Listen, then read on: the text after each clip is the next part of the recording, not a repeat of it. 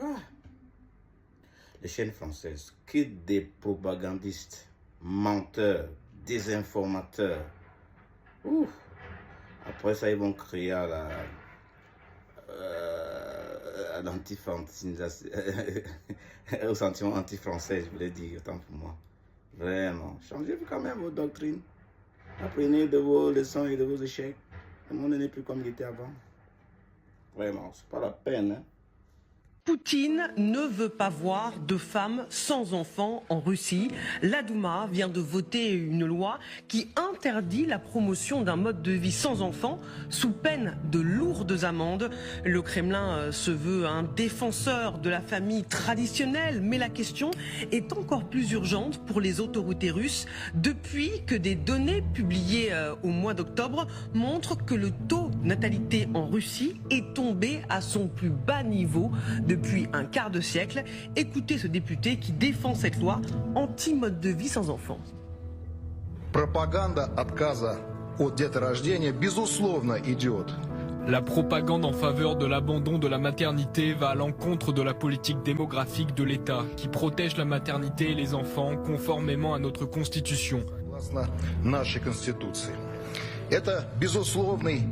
Il s'agit certainement d'un élément d'une vaste guerre hybride menée contre notre pays, au même titre que la propagande de la drogue, de la pédophilie, la propagande du changement de sexe, les relations sexuelles non traditionnelles et la propagande du suicide.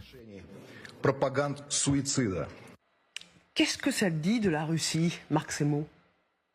C'est pas très surprenant entre la défense effectivement des valeurs traditionnelles, cette idée d'un État qui veut redevenir une superpuissance, qui a lancé une politique d'agression déjà sur un de ses voisins, l'Ukraine, et on ne peut pas exclure que l'appétit venant en mangeant, si il arrive à un succès sur ce front, il ait d'autres ambitions, et donc à terme on a besoin de soldats, et donc de bébés. C'est assez typique de tous les régimes autoritaires de favoriser les politiques natalistes. Et donc, la Russie est là-dedans. Mais ça va très loin, parce qu'on sait que Poutine encourage les femmes à avoir beaucoup d'enfants, à arrêter de travailler, mais là, interdire le mode de vie sans enfants... C'est allé très loin. Ouais. Mais enfin, je vous ferai remarquer qu'il y a beaucoup de pays où, au niveau fiscal, quand vous êtes célibataire sans enfants, vous payez plus d'impôts que si vous avez des enfants. Oui, mais c'est... Bon, voilà.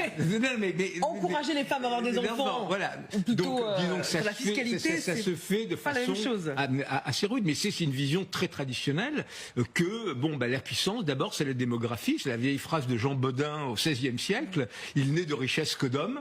Voilà. Donc, pendant très longtemps, il y a eu cette idée. En France, par exemple, au XIXe siècle, une des raisons pour lesquelles le droit du sol pour les étrangers est rentré en vigueur, c'est qu'on avait besoin de soldats et que c'était aussi une manière de renforcer la démographie française. Donc c'est un grand classique. Mais ça montre effectivement extrêmement crûment